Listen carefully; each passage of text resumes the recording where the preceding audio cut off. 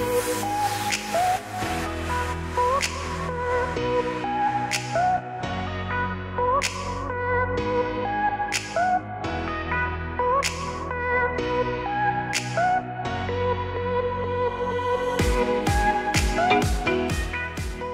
I'm Mandy, and I'm here at the table with my partner in ministry, Libby.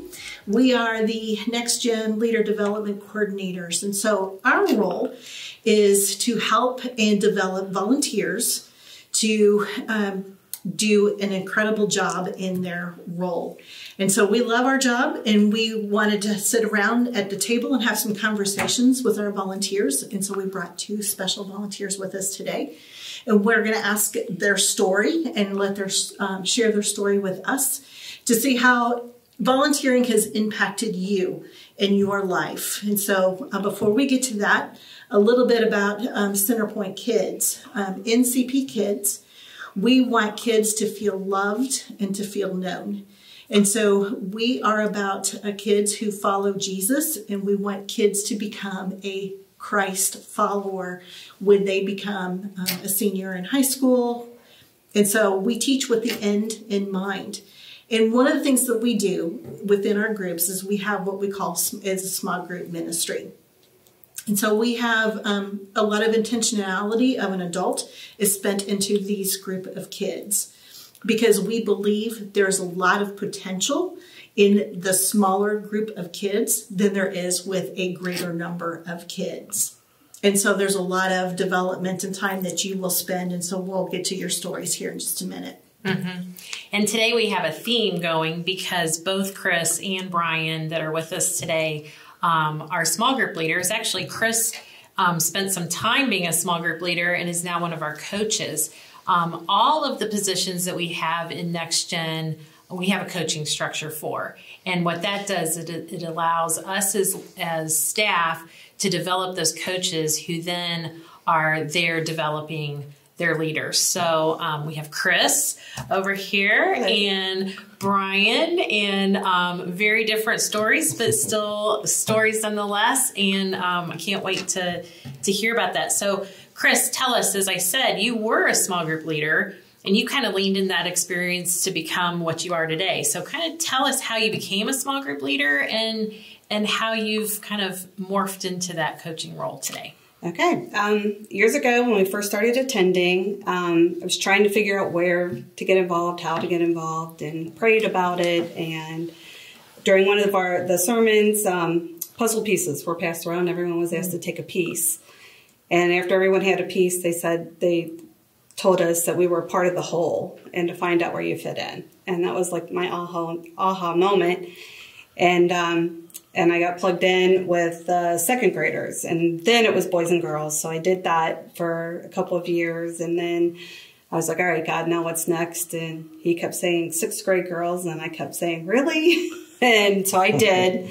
I did that. And after that, small groups were starting. And Tammy asked me if I would be a small group leader. So I decided to do that. And I started with fourth grade girls. And I stayed with them until they graduated high school.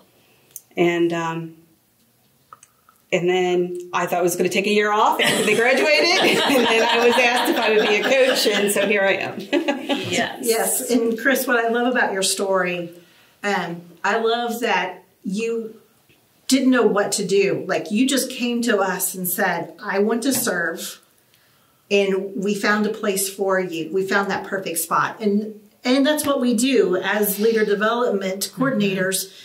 We hear your story, we find a perfect fit for you so that it's your sweet spot when it comes to serving, so that others can have stories like you guys have about what it's like to be back here with the kids.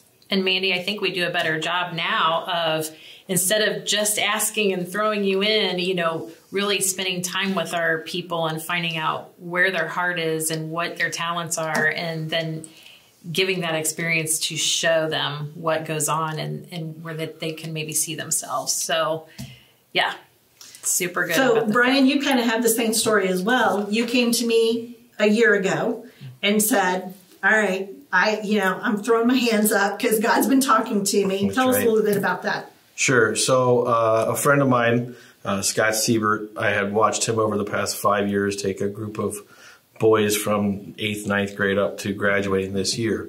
So I thought, wow, that is pretty impactful. And I just got to see that through Facebook and other social media realms. And I thought, man, what a way to make an impact. And so we've been here about 10 years. We've raised 3 girls. We're still in that effort. But we are hitting that high school age where dad doesn't play that active role every single hour of the day.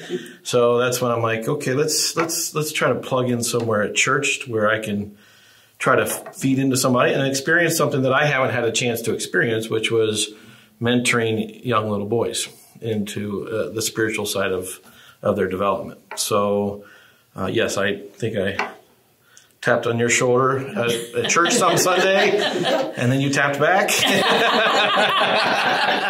And you said, here's some 3rd grade boys for you. Yeah. And that's where everything got started.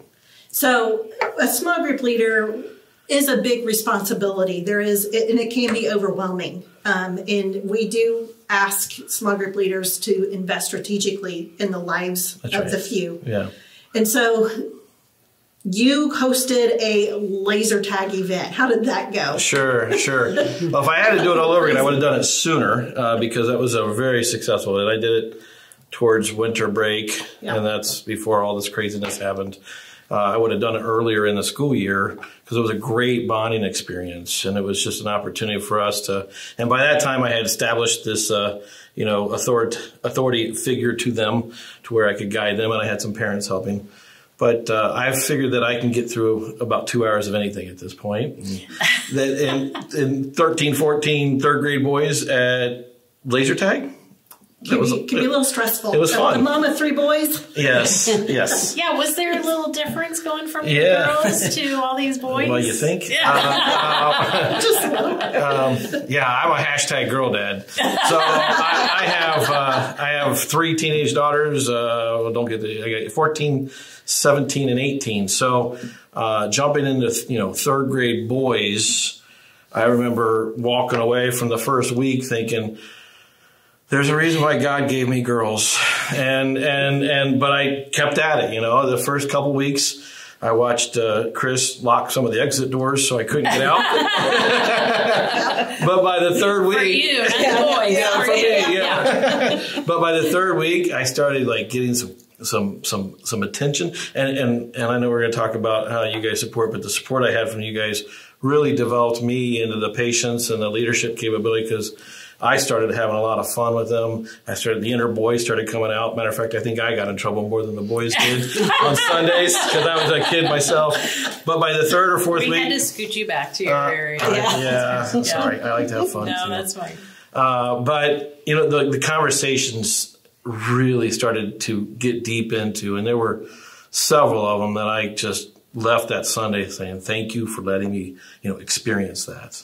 So it was a really cool opportunity. So you took, you heard that maybe you wanted to try something different. You saw the example of somebody else that inspired you. Yeah. So you dove in, and I'm sure there was a moment of, what have I done? Sure. But once you got over that, you really have found the reward, haven't you? Yeah. I think that, the first 2 or 3 Sundays, I remember getting over to worship. And it was about the 2nd or 3rd song where I was finally just into the praise and worship of the service because I was still decompressing from, but by the time the value I learned a different technique there's difference of raising girls at that age and boys, so that you have to be a little bit more stern at times and you got to guide them through the proper listening capabilities they have, and so it turned into some great opportunities to share. And the program that you all have set up is really easy. If you look at it with the large group service and then the small group time, I only had about 20 or 30 minutes, a Sunday with these folks. So if I can keep the attention of 13 3rd graders for 20 minutes. So Brian shared with us wrangling these 3rd graders. You as a coach have to wrangle these leaders. So kind of tell us, how that's become personal for you, being a leader of these leaders. It's kind of cool getting them, our huddle time that we have where we can get a little personal when we need to, and I can share anything that they need to do, or let them know anything that's coming up for that morning, so they know what to do. And then basically my job is to just walk beside them throughout the morning. I'm there if they have any questions, if they need anything, or, lend a hand, whatever they need, or any supplies or anything. So they don't have to worry about having time away from their kids. I can go and I can take care of all that. And we get to watch you do that. And, you are talking about all the check mark items, but we've gotten to see you build relationships with your people. Yeah. And you're there for them more than just for lesson plans and potty breaks and things like that. You are there for them, when they need a listening ear and relationally and all that. Share with us a little bit back as a small group leader, some of that personal relationship you had with your girls. It became really personal for me when I was asked by one of my girls to baptize them. And that I didn't see it coming. And to be able to do that and be a part of them, of one of the biggest decisions that they'll ever make in their life. And to get to be a part of that is just such an amazing gift. I'm so privileged for that.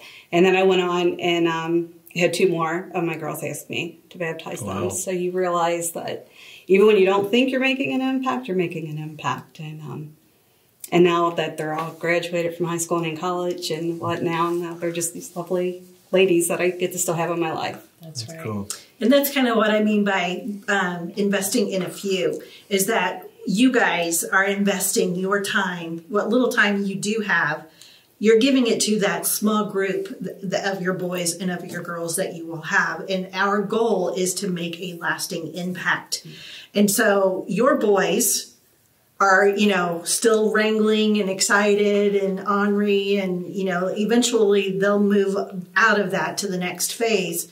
Your girls are now adults. Right. And you still keep in contact with them and still have a special relationship with them. Yes, I do. That's great. That's what I love about this. Yeah. I love that there is a deep connection that draws you to that child because you build a trust, right, and you build authentic faith. And that's the role of the small group leader. And our coaches are helping you as the small group leader make that happen. Right. Yeah, and I, for the first half of the time I had with them, I was, when you think about 3rd grade to 12th grade, 9, 10 years, whatever that number is, it's a little intimidating at first. But when I started watching how the 4th grade boys and the 5th grade boys were interacting with their groups, I started getting excited. I'm like, wow, once they get to this level, then I can have this level of a conversation. Mm-hmm. Once they get to this level, then so now, God willing, I stay in Liberty Township for the next 9 years. I'm pretty excited.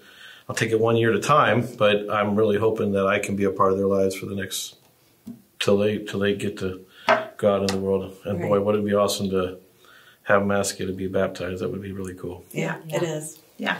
So Brian, I wanted to go back to something you had said. You're a father of all girls. One of the things I remember you saying is, and I find this endearing because I'm a mom of now adults, is that you are connecting with boys again because you want to be a great father to your future son-in-law. Sure. Yeah. Not to go too far off of a tangent, but I did a mission trip about 5 or 6 years ago. And when I left there, my wife said, it was kind of joking, but she said, if you see a boy there that you fall in love with, pack him in your suitcase, kind of joking around, And when I came back, she said, did you find any boys? I said, no, they drove me crazy. I found 3 girls that I wanted to bring home, But what I started realizing over a period of time is I've lost kind of that boyness in me. I've lost, and so I knew I wanted to prepare myself to mentor my daughters to find men that are God-fearing, Christ-honoring men. And I wanted to be able to be mentors to them someday. And so I needed to get back to that time of watching boys turn into men. And that's why that was a good part of that. I love that because now that I am a mother of 3 daughters now that are wives of my sons, I've had to learn some different things because I didn't raise girls. Sure. But I love that you've taken this experience and we'll be applying it to what Sure. your future looks like. Sure. Great. So we hope that you've enjoyed our conversation with Brian and Chris. And, we would love to have you come join us. If you would love to know more about our ministry, you can contact us at nextgen@cpcc.church. We will be happy to talk to you. We'll give you a tour. We can explain all about our different options that we have available for serving. And we just love to get to know you and get you in a role that is perfect for you so that we all together can help kids discover and make Christ the center of their lives. Thanks. Thanks, Thank guys. you. Really Thank appreciate you. it. Thank you. Bye-bye. Thank you. Bye.